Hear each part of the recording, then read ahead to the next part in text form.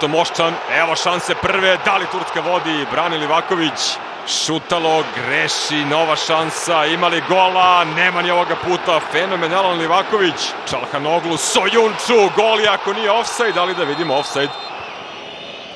Perešić ponovo, Brozović, Hrvatska nema rešenja kako da probije.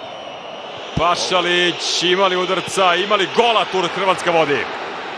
Mateo Kovačić, 20. minut, 0-1, šok u Bursi. Jasna lopta prema Stanišiću, može ići povratno za Pašalića, Pašalić, velika je prilika, Pašalić!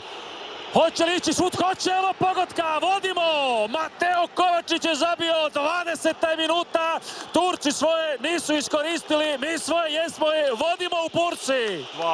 Pašalić, plus 2. 0-2 u Bursi. Hrvatska pravi veliki korak ka pobedi u ovom duelu. Evo šuta Pašalića, evo pogotka! Hrvatska vodi 2-0, kako... Kadioglu i dalje, Kadioglu pada, da li je ovo penal, trebalo bi da jeste, kaže Ekberg da penala nema. Ovo je vrlo interesantna odluka, 56. minut. I ovo je, čini mi se, posljednja situacija na ovoj utakmici. Da Turska postigne bar gol. Lepo, ali svira kraj Ekberg u momentu kada je Turska ulazila u kazneni prostor s loptom. Zanimljiva situacija, definitivno.